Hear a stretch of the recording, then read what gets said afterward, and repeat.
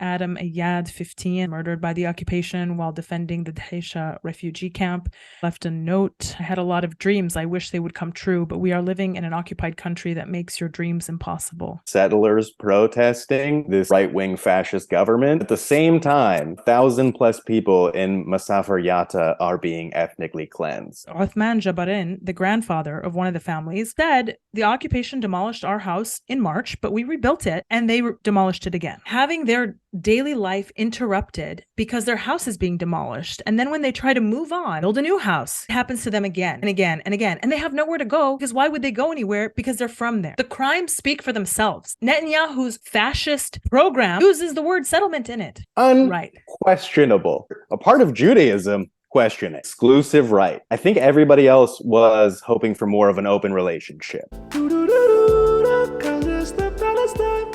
Hello and welcome to episode 82 of the Palestine Pod, the weekly podcast where we break down the latest headlines dealing with Palestine from all over the world and bring you stories, commentary, and interviews with the aim of supporting the Palestinian struggle for justice and equal rights. I'm one of your hosts, Lara E. You might know me from Instagram as @GazanGirl, and I'm joined by my co-host, Mikey B. What's up, y'all? Mikey B on TikTok, Michael Schertzer on Instagram. And you can call me Mikey Intifada if you believe that Wednesday Addams is the poster child of Hamas. Is posting decolonized Palestine the same thing as advocating for Hitler? Because it is if you write for the Times of Israel. Before we get into today's episode, please like, comment, and subscribe if you hang out with us on YouTube. If you're listening on a podcast app, subscribe and leave a review. As always, you can find our full episodes and sources on PalestinePod.com. And if you want to get involved in the conversation, reach out to us at PalestinePod@gmail.com and give us a follow on Instagram @ThePalestinePod. Find us also on Patreon, where you get early access to the Palestine Pod episodes, an additional podcast called the Patreon Pod, which is a little more laid back. We talk politics, Palestine, pop culture, and get a little more personal. We're also hosting our monthly Zoom happy hours with our Patreon subscribers only. So really exciting stuff. Check us out on patreon.com/PalestinePod. Well, while the streets of occupied Palestine are awash with settlers protesting this new right-wing fascist government, at the same time, 1,000+ people in Masafar Yatta are being ethnically cleansed. So, as much as we do enjoy this show of political theater and solidarity, it would be great if they could act now. Yeah, the stories from Masafar Yatta, I mean, honestly, are just getting more and more depressing each week. Every day, we see video of barren desert land with a few structures, modest structures, people living modestly. And it's always the Israeli government coming with bulldozers, with tanks, with full military regalia against like children and old people. It's a very disturbing scene that continues to play out every single day. People have built up such a tolerance to Palestinian suffering that it's so easy for them to just scroll right on by, like the next video. These people are suffering every single day, and they're destroying schools, and like the teachers are protesting. They're still teaching the children in makeshift tents because that is the Palestinian spirit, but it's like, it shouldn't have to be that, right? It shouldn't have to be that there's literally no reason for them to keep destroying this stuff, right? They've declared it a firing zone, which, as we've talked about many times, is a tactical maneuver by the Israeli state to seize more Palestinian land. All a firing zone means is that the military, which fires everywhere in Palestine, is just going to be shooting guns there. And it's unsafe. It's unsafe anywhere anybody's shooting guns, obviously. So maybe just stop shooting guns. So the New Arab has been following the expulsions of Palestinians in Masafar Yatta closely. On January 4th, they reported that the occupation demolished 4 houses and 1 agricultural barrack in Masafar Yatta. And the next day, on January 5th, they reported that the occupation issued a demolition order for a Palestinian house in Masafar Yatta. That house was in its last stages of construction. So this is what they do, is they'll issue the demolition order right when the house is about to be ready for the family to move in. Not during the many months that the house itself was being built and the occupation was fully aware that there was a house being built there. They wait until the very end and then issue the demolition order, just again indicating how much cruelty every step of the way is being applied towards Palestinians. The New Arab reported that that house for which the demolition order was issued was supposed to become home to a Palestinian family of 8, including 4 children. And like every single time, the demolition order was issued for lack of a building permit, which again, they use these very mundane sort of terms, lack of a building permit. That sounds like you have a problem with the municipality. And that just sounds like this very mundane sort of problem that you would have, in any city with any sort of building and construction regulations or whatever it may be. But here the context is very different, and we can't forget that. We can't forget that this order is being issued by a military occupation. We also can't forget that they have no right to sit here and tell Palestinians where they can and cannot build on their land. This is a foreign occupying power which is interfering with the daily lives of Palestinians on their own land. And such an order should have absolutely no value whatsoever. And yet they continue to issue these demolition orders for Palestinians building and living on their own land. And they continue to demolish Palestinian homes for having not complied with their phony building regulations to begin with. It's a totally undeveloped desert area, right? Like, who's building there but for Palestinians? How could you possibly be like, no, you can't build there, even though we're illegally occupying you and there's nobody else there? We have to get this, fire guns there. How would that make sense to anybody anywhere else? It makes no sense. It's inconceivable for anybody else. But for Palestinians, it's just a daily part of life. I just want to make another point about this. The family whose home was demolished January 4th, actually, it wasn't the first time that this had happened to them. One of the family members, Uthman Jabarin, the grandfather of one of the families, came out and said, the occupation demolished our house in March, but we rebuilt it and they demolished it again. So we're talking about people who are having their daily life interrupted because their house is being demolished. And then when they try to move on, build a new house, carry on, keep living, right? It happens to them again and again and again. And they have nowhere to go, because why would they go anywhere? Because they're from there. I can't imagine what it's like. To be Palestinian in Masafat Yatta right now has to be one of the most frustrating things. There is no good news coming out of Masafat Yatta. No good news coming out of other parts of Palestine as well. On the second day of 2023, 2 Palestinian youth were murdered by the occupation during a raid into Kafr Dan to demolish their families' homes. The first martyr was Mohammed Hushia, who was 22 years old. He was shot and killed in the early hours of January 2nd. And the second martyr was Fuad Abid, who's 25 years old, and he too was shot and killed by the occupation in the early hours of January 2nd as they raided his village. Next day, on January 3rd, Adam Ayad, 15, was murdered by the occupation while defending the Dahisha refugee camp during a pre-dawn raid. He was 15 and looks even younger than that. Adam actually left a note before he was killed by the occupation. And in the note, he wrote, I had a lot of dreams. I wish they would come true, but we are living in an occupied country that makes your dreams impossible. And after that, Amr Abu Zaytoun, 16, was murdered by the occupation in the Balata refugee camp, also during a pre-dawn raid. He was the 4th Palestinian to be martyred during the first week of 2023. He was shot in the head and killed by the Zionists. What's crazy about all these martyr killings is that they often take place during the Zionist pre-dawn raids, which is just yet another tactic of cruelty that they use against the Palestinian population, right? They come at you when they know you're going to be in your bed and you're going to be at home and you're going to be the most vulnerable, the place and time where you are inherently supposed to be the most safe, right?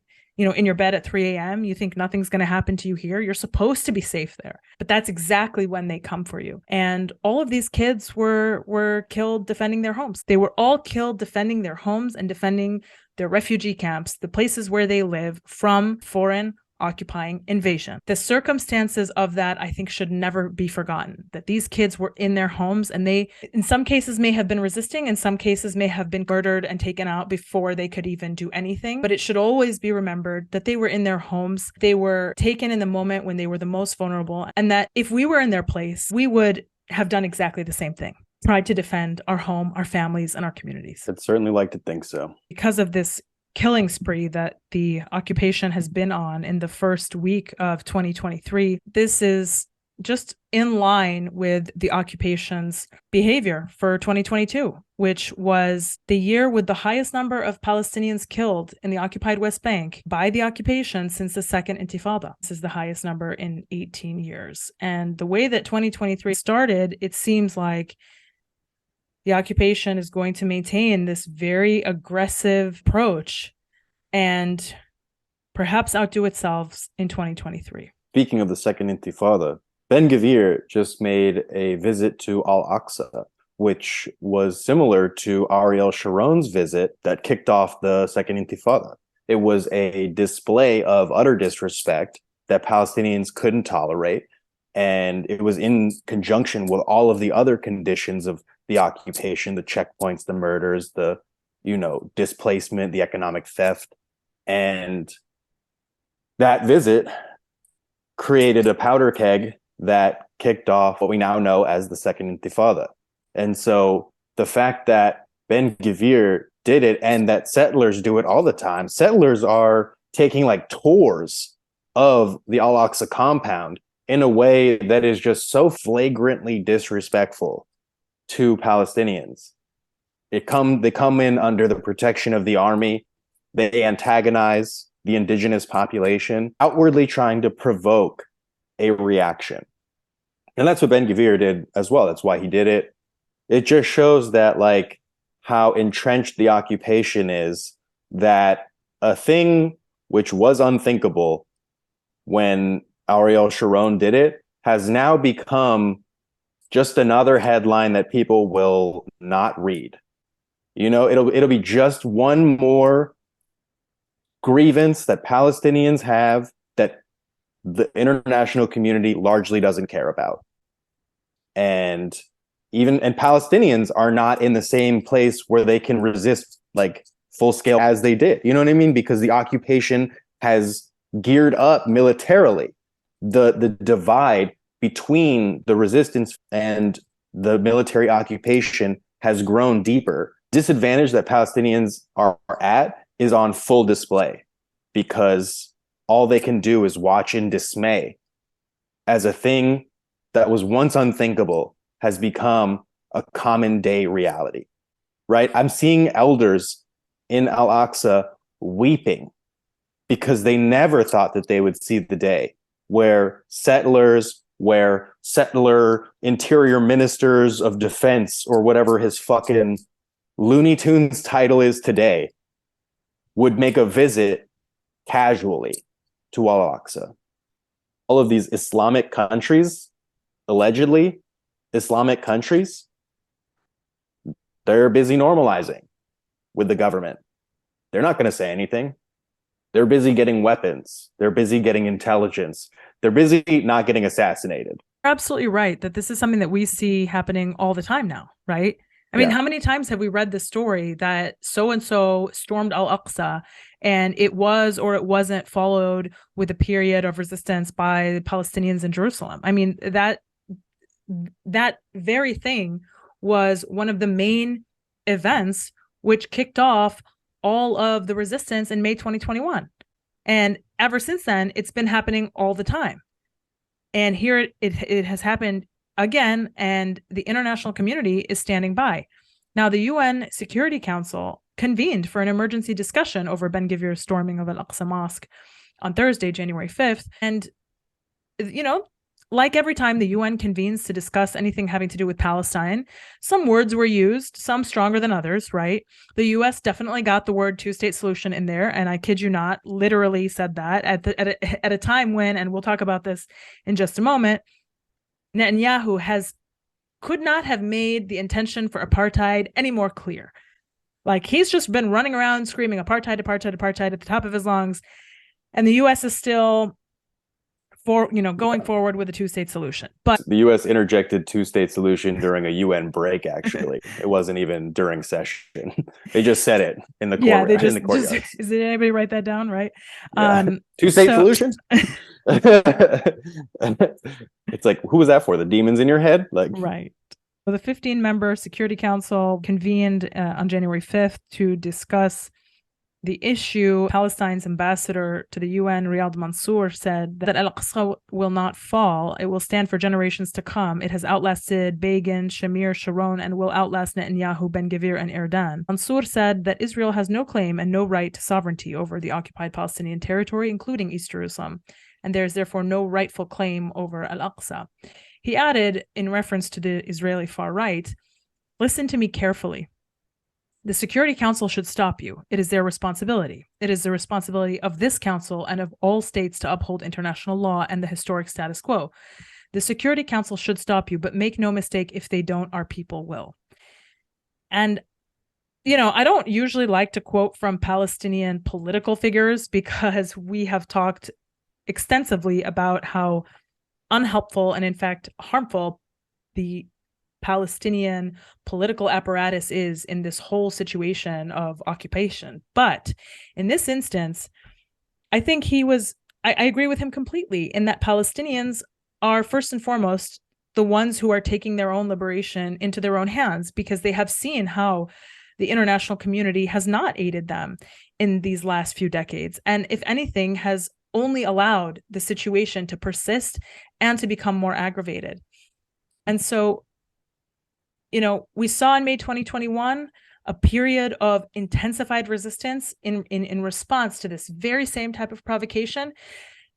And mark my words, if these provocations on Al-Aqsa continue, combined with the occupation's daily killing of Palestinians and you know, increased aggression on Palestinians all across Palestine, but especially in this case in the occupied West Bank, then we're going to see another resurgence. It's going to be May 2021, but it's going to last longer and it's going to be stronger. And that is just the absolutely obvious consequence of all of the violence that is being committed at the hands of the occupation. Zionists are going to take that clip and be like, she's threatening us. No, but see, here's the thing. I'm not a political analyst. I'm not a psychic. It's just anyone with two brain cells that is looking at the daily aggression that Palestinians live under at the hands of the occupation can say that this is not sustainable, and that because the occupation is getting more aggressive, the response is only going to be the same back, right? For every action, is equal opposite reaction, right? That's what the Tindler Swindler said. So did you watch that? No. Still did he quote that? Is that his? I feel like that's not his original quote. It was not his original, but every time the girls who gave him like money were like, "We're gonna come get our money," he was like, "Don't threaten me, because for every action, there's an equal and opposite reaction." So that's a good way of threatening someone without threatening them. Exactly. So that's how he would threaten them when they would threaten him. Nice. Take their shit back. I like that. Yeah. So, yeah. Things are getting so intolerable because this right-wing fascist government has created even a stir among the settler population inside of 48, right? You're seeing thousands of people come out protesting in the streets. And I kid you not, online, you're seeing Israelis, Zionists endorse BDS, endorse a full boycott of the Netanyahu government. Oh, wow. That's from Reddit, okay? These are diehard, like, these are people who would be like, the Nakba never happened online. You know what I mean? But they are now saying things like, higher boycott of the government is required. Do not allow Bibi to be whitewashed. Condemn the Bibi government in its entirety. They're saying things like this, and it's like, are you guys on the board of BDS? Like, are you now, hey, you know what's a great idea? Boycotting the government of Israel. The Israelis thought of it. You know what I mean? Like, It's crazy that we had to get them to think it was their idea before they got on board with our idea. We just saw Netanyahu tweet earlier this week the basic lines of the national government that is going to be headed by him, right? And this is just a tweet, right? He just tweeted for everyone around the world to read and understand and digest what he intends to do. It was just a blank sheet of paper that said, fuck Ghassan Kanafani. I wish. Instead, he wrote, the Jewish people have an exclusive and unquestionable right to all areas of the land of Israel. Exclusive and unquestionable. The government will promote and develop settlement in all parts of the land of Israel, in the Galilee, the Negev, the Golan, Judea, and Samaria. Time travel is what they're saying. They figured out the technology, space isn't enough. They are going through time now.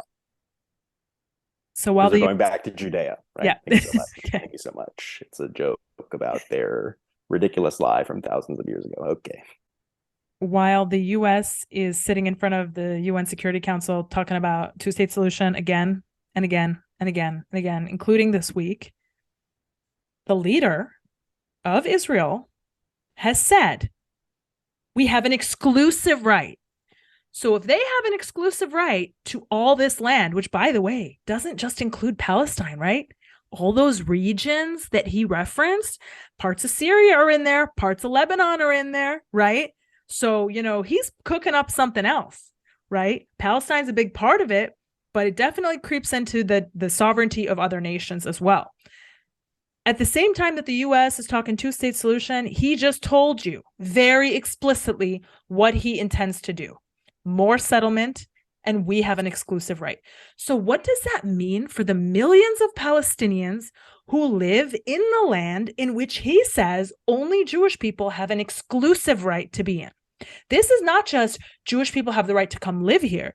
This is Jewish people have the right to come live here, and only Jewish people can live here. But wait, there's a problem. There are millions of Palestinians currently in that land, not to mention the millions of Palestinians who are from that land, who were expelled from that land, and who are prevented from returning to that land and are living in completely temporary and unsustainable living conditions in refugee camps. Those are another several million. The question that you just posed, like how is this situation going to be sustainable, was put forth in like 1917 when somebody did a study on this. Like in Balfour times when they're like, we're going to let the Jews have this land, right? And it's like, what about the local population? Are they going to like this? I mean, to me, this is indicative of something which has been a shift, right? In a sense, in the Israeli discourse.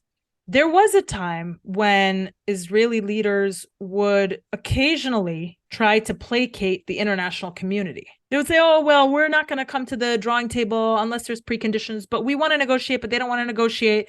And like they would just cook up a whole bunch of excuses for why the whole thing was stalled. But that, we're not saying no, we're just saying not now. And, this is very clear. It is extremely disingenuous for the United States, or the international community for that matter, to hear this statement and to not take swift and immediate action, because what he is announcing is that every single day of the existence of this Israeli state is going to exist in stark violation of international law.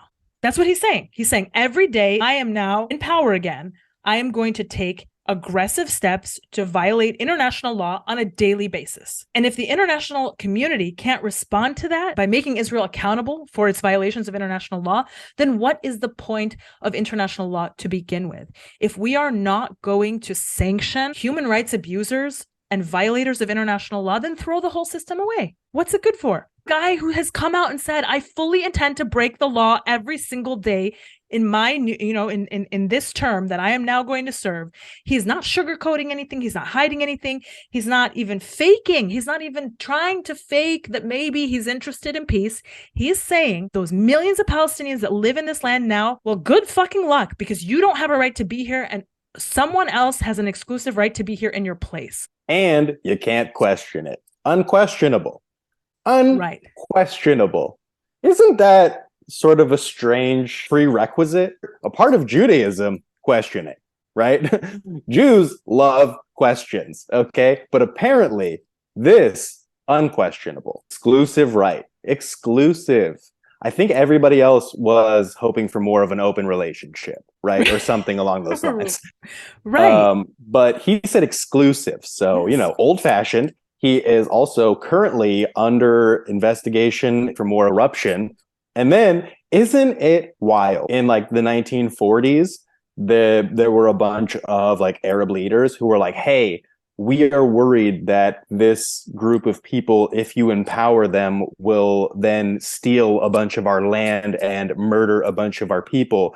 And then they were like, no, I promise that won't happen. And then that's exactly what happened. Isn't that weird? Isn't it crazy how everybody predicted this would happen?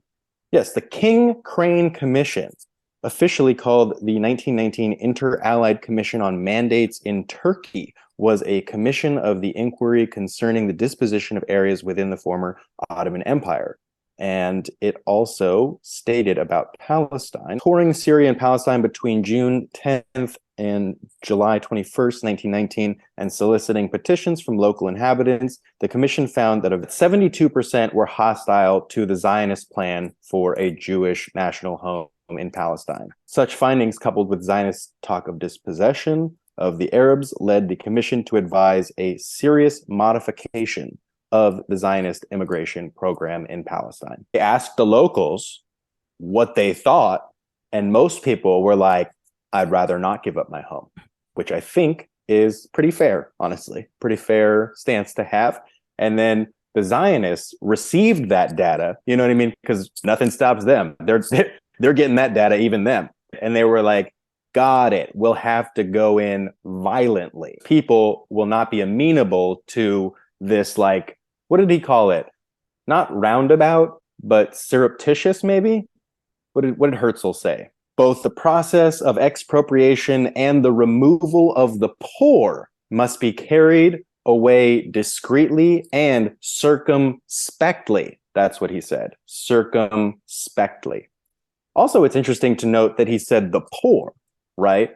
Like economically disadvantaged people who are vulnerable, don't have much means to fight back, right?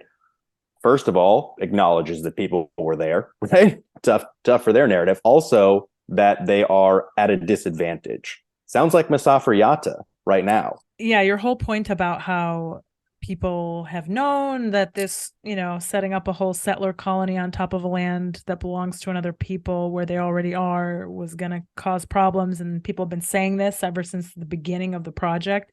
Reminded me of a post I saw earlier this week from the Palestinian Feminist Collective. On January 4th, they posted about the 91st anniversary of the first Palestinian Arab Youth Congress, which took place in Jaffa, Palestine, on January 4th, 1932. So well over, beyond a decade before the settler colony was established in Palestine. 200 Palestinian youth gathered in Jaffa, Palestine to discuss organizing strategies against Zionist land annexation and settlement policies and the British colonial presence. The participants exchanged ideas on how to invigorate youth participation in the growing Arab national movement in Palestine, and even adopted a national charter calling for a unified Arab effort to achieve independence. So Palestinians were organizing about independence and how to have an independent Palestine well before the Zionist project was established on their land. They had a strong sense of national identity well before the Zionist project was established on their land. That Congress resulted in the formation of the Palestinian Youth Party, which by 1934 had expanded to thousands of members and was operating with dozens of local branches all across historic Palestine. A few years later, in May 1936, 600 Palestinian schoolgirls convened to discuss strategies for increased participation of girls within Palestine's youth movement during the Great Revolt. So we've been organizing for as long as these settlement plans have been cooking. Like, we've been fully aware and fully involved in taking ownership over our own liberation from the very beginning. The fact that the settler colonial project was established in any event is not a testament to the fact that we weren't against it from the very beginning, and that we weren't constantly looking for ways to organize and to strategize and to mobilize and to get people involved, because we saw that our land was going to be taken from us before our eyes. And speaking of longstanding commitments to the cause, Palestinian prisoner Karim Yunus was just freed from Israeli dungeons after sacrificing 40 years of his life in prison. The 66-year-old Palestinian political prisoner and elder won his freedom after 40 years imprisoned by the occupation. In an effort to suppress celebration of his release, the occupation released Karim before dawn. They love a before dawn, right? Oh, they murder before dawn, they release you before dawn, and dropped him off at a bus station without any notice to his family. He borrowed a cell phone from somebody who passed by in order to reach his family and make it home. Upon reuniting with them, Karim visited the cemetery where his mother, who died this past May, was buried. His petition to be released so that he could see her before she died was denied by the occupation. In a message of steadfastness, Yunus, one of the longest-serving Palestinian political prisoners alongside Nail Barghouti, declared, 40 years have passed, and I am prepared to sacrifice another 40 years for the freedom of our people. This post was created by friend of the show, Wall Palestine. Sometimes the occupation will do things that are just so absurd that, it's funny, right? And here they actually made sure to visit his family before he was released and told them not to mark the occasion of his release. So Israeli military intelligence visited Karim Yunus's family and said, do not celebrate his release. And his family was like, okay, but they did celebrate. Sounds his good, release. bud. Like that sounds like a hall monitor. Be like, hey, you guys aren't supposed to smoke weed. You know that. And it's like, okay, bud, we get it. You do your job, which is sucking the soul and fun out of any possibility we have here, and we will continue to ignore you. Sounds good. But it also just goes to show, there are moments when we see the fragility of the occupation, right? Yes. When all the guns and the drones and the tanks can't protect it from its fragility because it's built on lies. And it's moments like this when they'll go to a political prisoner's family's house moments before they release him and say, hey, don't celebrate this, guys. Because if you do, what would happen? Because here's that I think that's the follow-up question, is if they celebrate, what will happen? You're going to mobilize Palestinians. You might even get some news coverage. Somebody's going to report on it. The fact that, the family celebrated his release. He's a Palestinian political prisoner that's been held for 40 years, the longest held prisoner by the occupation. And somebody might dare cover his story. And that might potentially garner Palestinian sympathy in the public space. Some people might hear about Palestine that haven't before. And if they do, well, that's bad news for the occupation, which can't afford for more people around the world to find out about the Palestinian story and understand what we are going through and what we are experiencing at the hands of this 70+ year occupation. Yeah, they don't want anybody to start questioning their unquestionable right to settle. Right. Why was he in jail for 40 years? Who knows? He questioned. He questioned the unquestionable. That sounds like a warlock, Like that sounds like something a mythical character would say to stop somebody who's like, what are your credentials? In Karim Yunus's case, he was arrested and charged with killing an Israeli soldier in the occupied Syrian Golan Heights in 1983. Now, I don't know whether or not he did it, and I'm not going to speculate on whether or not he did it. Let's assume that he did do it. The Golan Heights are occupied land under international law, and occupied people have the right to resist by any means necessary under international law. Furthermore, Golan Heights is Syria, which means it's outside their jurisdiction. Right. I mean, it's just like Palestine, right? They just claim it. And if he did resist by targeting an Israeli soldier, it's a military act, right? It's an act. At least it wasn't a 16-year-old girl. Or like the long list of martyrs that we read about every day. They're just kids. They're youth. One of our most esteemed journalists, Shireen Abu Akleh, or any number of journalists who they murder all the time. It's like, I've never seen an entity that is more violent and more insecure than this settler colony, right? It just constantly gobbles up other people's lives, their things, their dreams, their hopes, their desires, And then, as fragile as could be, a party, a parade could shatter the whole system. So much so that their Secret Service has to try and do back channeling to mitigate any possible good news coming out of Palestine, right? Zionists hate good news for Palestinians. No good news. That's their mantra, right? If there is good news, we'll kill somebody, we'll add to the news cycle. Yeah, definitely. It also reminds me of, I think it was a couple weeks back, we saw that the Israeli police in 48 tried to cancel Tamar Nafar's show mid-show. They tried to shut it down while it was happening. And then what ended up happening was a video was published online of the Israeli police trying to shut down the show. And not only did the show end up continuing, but then the video went viral and just made them look ridiculous. It's called the Barbara Streisand effect. Right. Where it's like, you know, you're bringing attention to a thing that you're trying to suppress. And in doing so, you actually boost it. Yep. Right. It's sort of how the Zionists lifted me up to a place where Palestinians were seeing my videos, because they were hate commenting a bunch of stuff, calling me all types of names initially. And, you know, they still do, but it's just they've calmed down. They're also like, he's not going to stop, you know, like, oh, yeah, they realized.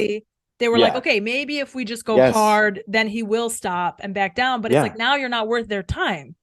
They realized that, like, they can only try and mitigate my message, right? They can't stop me. And so it's the same type of thing where it's like anytime there is any bit of joy or resistance, they just try and mitigate it because they know they can't stop it. Can't stop, won't stop. Rockefeller Records, baby.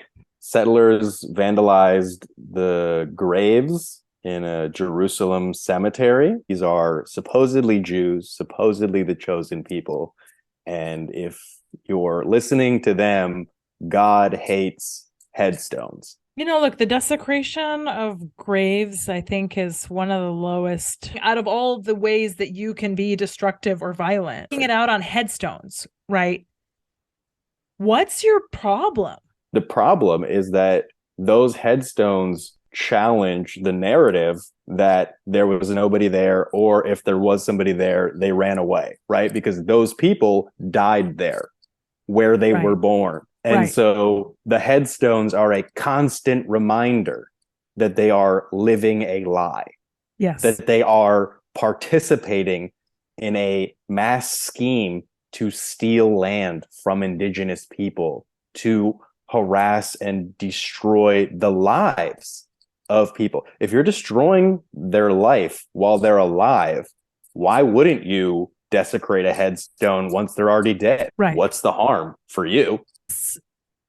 Reminds me also of a very helpful meme that I came across on Twitter about the 8 stages of white settler colonial denial, which applies perfectly to the Zionist narrative, right? Stage 1, they didn't exist. They will engage with us in conversation, talking to Palestinians, telling us how we don't exist, right? Stage 1, they don't exist. Stage 2, if they did, they weren't here. Okay, they did exist, but they weren't here, they were over there. Stage 3, if they were here, they didn't use the land, right? That's the doctrine of discovery, right? That's actually a very funny one, just because Palestinians, farmers, historically, right? Like the port of Gaza was internationally known. People were talking about the wine in the times of like Herodotus, but go ahead. Sounds good. Stage 4, if they did use the land, they didn't deserve the land. Stage that 5. Right there is the unquestionable, right? That is the unquestionable question. Yeah, because they deserve, who deserves the land, right? That's the unquestionable edict sent out by their most recent czar. Yeah, exactly. Stage 5, if they did exist and if they did use the land, it doesn't matter because they lost it, right? This is the whole, you lost the war, you know, the Vin Arfu, so you lost the war, right? You lost. You lost. Him telling us about how his friends are like, well, they lost the war, right? So that's the whole, you lost. And that's actually, there's honestly, that happens in the United States too. I saw that with people celebrating Thanksgiving. I thought it was a very careless and tasteless take where they were just like, you lost. I like turkey. We're going to have a good time and drink. Right. And I was like, look, you could just drink and shut up. You know what I mean? Like, you don't have to be like... Stage 6. If they didn't lose the land, well, it doesn't matter anymore, right? That's the whole notion of... Get over it and eat hummus. That's the whole notion of like, well, we have sovereignty now, so it's ours now. Okay, so it doesn't matter anymore. Now we're here, just like sort of It's after the fact, it's facts on the ground, we're here. Stage 7, if it does matter, we need to move on. So it's like, maybe it mattered before, but it doesn't matter anymore. We need to move on, right? And this is, of course, a denial of the fact that violations of indigenous rights require justice and redress. You can't just decide that the issue is closed and that there doesn't need to be any justice for the wrongs that were committed in the past and continue to be committed. And finally, stage 8. If we can't move on, then we are you. That's the self-indigenization. That's them saying they are us. They are the indigenous ones. Somebody said that Zionism needs to constantly reinvent itself in order to maintain relevance and like appeal to a modern audience, right? Because if you had a bunch of people on Twitter being like, the poor native people need to be circumspectly robbed of their land, right? Everybody would be like, yo, what the fuck is up with this guy? Right. Not but relevant to the time, right? Not the way we talk now. Now you have a bunch of people who are like, we are the indigenous population, we're decolonizing, we are native Judeans. And it's like, yeah, you guys are chameleons. You have adapted to the speak, the lexicon, the vocabulary of a modern social justice perspective in order to appeal palatable to a wider audience. Y'all went in with that, we got a murder and stuff that was like real hot back then. Like what was hot in the 40s, you can't mix it back up with what's going on right now. Yes. And I actually saw a Zionist try to use that as a justification for why Zionist quotes from the late 1800s, the first half of the 20th century should be irrelevant, right? They were like, it's obvious that Jewish people just adopted the language of the time so that they could establish, their liberation movement. And that doesn't mean that the liberation movement itself is defunct or, problematic. And it's like, no, actually, it's the opposite. It's the fact that you're not actually assessing what is being done in the service of or in order to establish this project. You're putting all that aside and you're just trying to say, hey, no, it's good. And just believe me on that. Just trust me. Don't try to look any further at what are the consequences of what we're doing on this land. Just take my word for it that it's fine. And when all those Zionists way back when were using really problematic language, just take my word for it that they were just trying to fit in and use the language of the time so that they could establish this really awesome thing. Is that more likely? Is that the more likely scenario? Or is it that the ideology itself is problematic because it keeps producing disastrous consequences for humans and the environment? And it's like, yeah, Herzl just wrote to his colonial mass murder buddy, Cecil Rhodes, to appeal for his support because, like, he was doing a bit. He was a character. He was just adapting to the language of mass murder to get the support of the occupation of Palestine. And speaking of like cloaking yourself in social justice terms and ideology, there's this person, I believe, on Instagram. They said, and I quote, "Anti-Zionism uses the mask of respectability to attack Jews in places they have come to see as their homes, places which they have helped build, and in which they are indeed overrepresented. Academia, campuses, social justice circles, the media, and which they do not want to leave. And like domestic violence is not always lethal, but its wounds, because they are from within, go to one's very soul.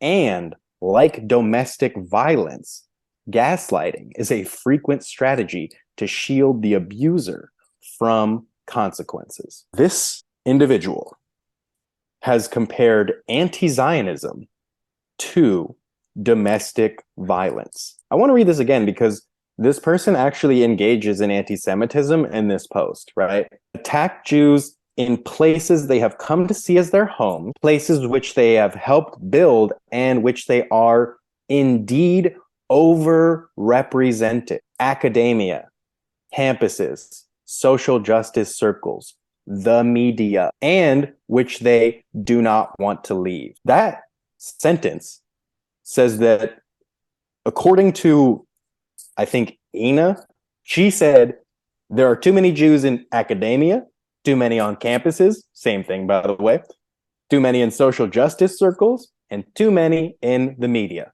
And what's crazy is, instead of being like, this woman is a wild anti-Semite, lump her in with Kanye, there are a bunch of verified Zionists in her comments being like, Yas, queen, stolen from black people. You got it again. Another win, on point as usual.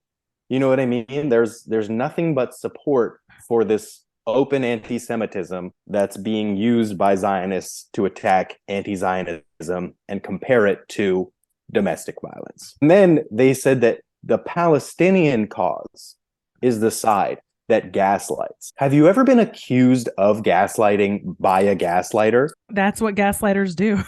That's what they do. And that's why I always say, go back to the consequences of the implementation of the Zionist project. If there are millions of Palestinians outside of Palestine telling you that they were expelled from Palestine and that they're in refugee camps because somebody murdered their family and took over their home, maybe believe them, because they are literally the living proof of the crime which was committed. If there's millions of Jewish people who are living in that land currently and who themselves say the land is theirs, but they also are holding a passport from another country being like, oh yeah, this is my land, but also I'm Russian, Polish, whatever it may be, Lithuanian, I come from here, I come from there. Maybe it's not their land because they come from somewhere else. Like, just make it simple. It is simple. My grandparents are Palestinian, but they're not in Palestine, not by choice. And they can't go back, not by choice. And that is the case of millions and millions and millions of Palestinians across the world. We didn't choose this outcome. It was imposed on us, and it was imposed on us with violence. And it continues to be imposed on us with violence. Those Palestinians that are being expelled from Masafer Yatta right now as we speak, they're not trying to leave Masafer Yatta. They're trying to live in their land. See it also continuing to happen on a daily basis? Is it more likely that everything that we said in the past was true? Because it's also happening right now. Just look at the Palestinians whose homes are being demolished today and look who's demolishing the homes. The crimes speak for themselves, and the settlement project speaks for itself. It is a settlement project. Netanyahu's fascist program uses the word settlement in it. He says we will promote settlement in all of these areas. He is clearly indicating that the project requires settlement. It requires settlement of people from the outside. That is the whole point of it. And why do they have to settle from the outside? Because they're not there. And Hasbara actually called Netanyahu anti-Semitic for calling it settlement. No, that's a joke. Okay. I mean, there anyone. But they might, right? They might. Capable. They might be like, we have the unquestionable and unalienable right to set up tents. They want that distinction. They don't want the word settlement. To decolonize with a bulldozer. To decolonize with a firing zone, right? We're decolonizing with a firing zone. To express my nativity by expelling indigenous people. That reminds me of the headline about Gal Gadot. The dumbest thing I've ever heard. It's old. It's from 2021, but apparently she was selected to host a show on displaced indigenous people by National Geographic. Was it about Palestine? No. Well, that is awkward. Yeah. Over there, they steal your land. They steal your life. They steal your dreams, right? But here, they steal your time. They steal your energy. Livelihood. Make it so that you spend your time thinking about how to protect yourself, how to protect your family, how to protect your livelihood. It happens even at the highest levels. So imagine what happens to individual Palestinians, like no backing of a machine or a system to help them out, right? We saw it at Harvard just recently, at Harvard Kennedy School. Roth told The Guardian that his first inkling that something was wrong came in a video conference call to introduce himself to Elmendorf. Quote, we had a perfectly pleasant chat for about half an hour or so, but towards the end, he asked the question, do you have any enemies? And I said, I've got many. That's a hazard of the trade. But what he was clearly driving at was Israel. He didn't want to hear about how I've been sanctioned by China, sanctioned by Russia, or attacked by Rwanda or Saudi Arabia. He wanted to know what was my position on Israel. said Roth. Isn't it interesting how when you speak about Palestine online, Zionists will flood your comments being like, what about Russia? What about China? What about Saudi Arabia? And then when they're in private meetings determining whether or not people get positions of power, they're like, what about Israel? Yeah, they don't want to hear about Russia or China or Saudi Arabia in those moments. What do they call that, right? They call it singling out, I believe. They say you're singling us out because we're Jewish. That's the only reason, right? That is it. And then in interviews where they determine whether or not you'll move forward, they're singling out Israel. Roth, in speaking to The Guardian, said that he falsely assumed that the dean of the Kennedy School valued academic freedom. He said, maybe I'm naive in retrospect, but I assume that criticism of Israel, as criticism of any other government, is just par for the course. That's what a leading foreign policy center does. And it's true that, Human Rights Watch issues reports that are critical of the actions of governments all across the world. And the fact that it was his criticism of Israel, which was the reason why he'll no longer be able to take this position at Harvard, speaks volumes for what type of trouble it can get you in to point out that human rights of Palestinians are being violated. And this goes back to the very beginning of the episode with your Mikey Intifada, when Jenna Ortega came out and was like, hey, Palestinians should have human rights. And all the headlines were like, the newspapers, social media, all of it was flooded with who's the worst anti-Semite, Jenna Ortega or Kanye West. And it's like, you can't even say Palestinians deserve human rights without being instantly smeared as an anti-Semite. And imagine if you're a Palestinian who's literally just sitting here trying to advocate for just existing, to constantly have that, thrown at you is very heavy because you're just trying to exist as a person. It seems to me that if you're engaged in apartheid and somebody says, hey, that's apartheid, the easier thing to do would be to stop doing the apartheid.